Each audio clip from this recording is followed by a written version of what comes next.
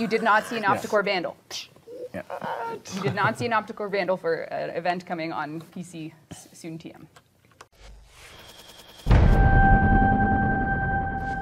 Hey, what's up you guys, this is Rob from McGayGuyPlays, and today on #confirmed, we'll be digging into part of Devstream 123 when we take a look at the two newest frames, Wisp and Hildryn. Now, for those of you guys who are curious about the rest of the Devstream, don't worry, I will be releasing a follow-up video after this that covers the rest of the topics. However, I know y'all are getting into that juicy new and you want this ASAP, so let's go ahead and jump right on in. So we're going to start things off with Wisp, and this is actually the frame that's going to follow Hildryn, but we did get a bit of a preview of her today, and the most interesting thing is, girl got no feet. She looked like her feet got like snapped away in the decimation. It just kind of dissolves into nothing and she's floating on air. She looks very kind of like, someone had mentioned it on Twitter, that she looks like she came from Journey, the way that she's floating and she's got this cloth kind of coming around her. I also feel a little bit of a Mysterio vibe, so I'm kind of digging it. Now, they also mentioned that along with this custom floating animation, she would also have a sprint animation that would be unique to her and potentially even her own movement set. So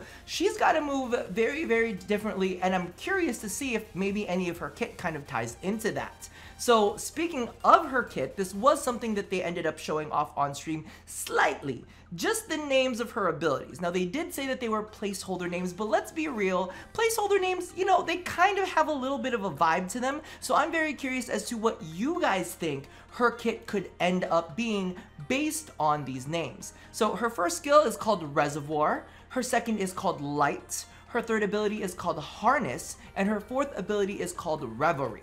So go ahead and toss your opinions down below as to what they could be, and let's go ahead and jump into Hildryn. Now, Hildryn is really the star of the show today. We got to see her full kit, and it's very interesting. I want to see exactly how it plays because her passive, I don't know, it could be a game changer for shield-based Warframes. We'll see. So Hildryn's passive, there's actually kind of multiple layers to it. First off, she gets more shields as she levels up instead of energy because she has no energy. So instead of gaining energy, as she levels, she's going to gain shields at those increments as well. So she'll get her normal shields as she levels, but she'll also be gaining more. I believe on stream they showed her off with a redirection and she had like 4,000 points of shielding, which is pretty impressive. I don't know exactly how it's going to feel in the long run, but we'll go ahead and take a look at how she goes when she's actually live. So her next part of her passive is she has overshield and shield gating. So for those of you guys who have no clue what shield gating is, it's basically if you have 1 point of shielding, any damage that hits that shield will not penetrate into the next. So, Mom, stop calling me. So basically, if enemy hits you for 100 points of damage, but you have 1 point of shield left, you're not going to take 1 shield damage and 99 health damage. You'll just take that 1 shield damage and the rest of the damage is gated. So that's not just going to be applied to her basic shielding, but it's also going to be applied to her overshielding. So if she's got overshields on, any damage that's applied to her overshields and gets gated will not leak into her standard shields, and any damage from her standard shields that are taken will be gated into her health. So she's got kind of like 2 levels of big shielding that enemies are going to have to get through before they can actually get to her. So the next thing that's also a part of her passage is that energy orbs will replenish her shields and will trigger shield recharge. Now this might play into her ultimate. I don't know if it was just some sort of dev hacks they had going on, but we'll talk about that when we get to it. But this is really cool, especially if you're if you got one of those sentinels that, you know, kind of like will poop extra shields out for you. So I'm really curious if energy orbs are also going to function the same way that energy pads will. Very curious to see how it all goes, and hopefully DE will get it together once Hildryn goes live. And the last little bit is, and this kind of goes along with Wisp as well, is that she has her own unique dash, which is kind of cool. So very much like Limbo, instead of, you know, like the roll or whatever that she would normally get, she has this kind of like, I want to say it's jetpack, but it's more kind of like wings that she has on her side, which kind of like allow her to like hover and dash in different directions, which I think is really cool looking. So moving along, we'll take a look at her first ability, which is called Bale Fire, and this one is also very unique. It is the first exalted secondary weapon in the game that is a 1. So it's the first ability, boom, an exalted weapon straight out of the gate. This, of course, is going to act like all other exalted weapons where it will be separately moddable. And what it basically is kind of like a handheld laser beam that you can kind of like charge up. And, you know, it's kind of like any other charge weapon. I'm just curious to see if you could just tap it and get like a quick fire out of it as well. I really can't wait to see what the stats on that are going to be, but if it's going to be an exalted weapon, the stats better be pretty good, which a part of me is kind of like, really good stats on like a first ability? We'll see, because they never usually do that. Anyway, moving on, her second ability is called Shield Pillage.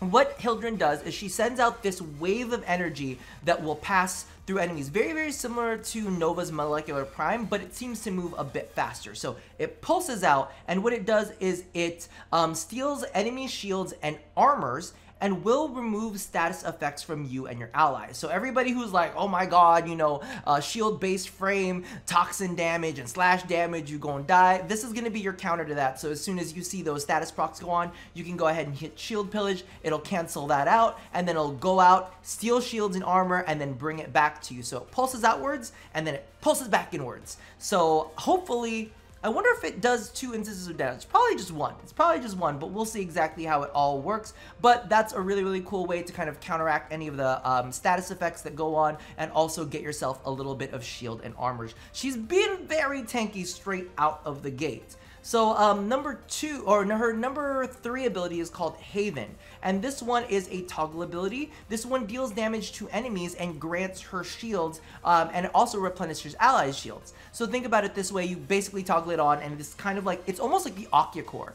You know how the Akya Core has like little lines that like come out of it? Well, it's going to be very, very similar where she does that, and then all of these little tendrils are going to go out and sap enemies and go ahead and take their shields and give them to Hildryn. And I'm assuming that those little tendrils will also go out and buff your allies' shields. Now, the only question for me is, will it sap your shields to give your allies shields? Because if that's the case, I'm gonna be like, get the hell away from me. I'm trying to stay alive over here. At least that's my current feeling on it. I'm also very, very curious to see exactly how the toggle works, because if her only energy source is her shields, so she's draining shields to get shields back, I'm gonna have to see the stats on that, see how that all works, but it's gonna deal damage to enemies and also get those shields back in. So she's already got 2 ways to replenish her shields, which is really, really important, especially because of the fact that shields don't take on, you know, any damage resistance. Moving along, we have her 4th ability, which is very, very interesting. It's called Aegis Storm. And in my notes, I wrote ASMR because if you just let it go on in the background, it sounds like the whooping of a helicopter, like a really quiet, very calming helicopter. She's like the quiet storm. Very, very fond of the way it looks. Remember when we were talking about how she was dashing around and she had those kind of like shoulder parts that came out? Well, the shoulder parts get really, really fucking big. They drain her shields as she's going. So just that's what it works off of because it is a toggle. And this actually causes her to hover in the air. Now, as she's hovering, what basically happens is 2 things. She is going to lift enemies off of the ground, so any enemies that are in her radius, and she's going to deal damage to them over time. Now, here's the thing. The lower she is to the ground, the wider the area of effect, or the wider the radius is, so you're going to get more CC the closer you are to the ground, but it's going to deal less damage to enemies. However, if you lift yourself higher off the ground, you will get a smaller radius of effect, but you will end up dealing more damage to enemies. So you can kind of get a choice whether you want to deal the more damage, but me personally, I'm probably just going to be hovering off of the ground just to get as much CC as possible. Now, the interesting thing that I do kind of want to note here is that I noticed on the stream, and again, I don't know if this is dev hacks, because y'all know they tricky, is that the enemies on certain intervals were dropping energy orbs. And here's the thing, it's not dropping energy orbs upon death, but I was watching just enemies just pop out these energy orbs. Now, the thing that works really, really well with this is the fact that, number 1, your allies will be able to pick up energy orbs, which is absolutely fantastic. That's a great, like, you know, that's very, very powerful for team support, is to give allies energy, right? But on top of that, you'll be able to refuel your shields, which is a great way to be able to maintain her Aegis Storm ability. Now, do keep in mind you are able to hover, you are able to kind of like float around. It's not necessarily like you're just standing in place and then you go up and you go down and that's it. You are able to move around, you're able to fire your weapons, you're able to cast your abilities. They did say something about not being able to cast your 2 during this. Don't know if that was a bug, but it was kind of more of a side comment that they had mentioned. Don't want to leave it out though, just so that you guys are aware. But so far I'm looking at her kit and I'm like, it's very interesting. It's very, very defensive, and a part of me is like, this is something that could be up my alley. Now, you guys know that I like carrying around strong weapons and having good CC to go along with it, a la my Loki style. You know, I like to get a lot of CC going, like to be a little what you call it, invulnerable, well, not invulnerable, but invisible, being enemies not being able to see me, and then pump in a bunch of weapon damage to them. So this kind of fits that style because you're able to kind of like CC, maintain your survivability, hopefully. We'll see how the shield gating works.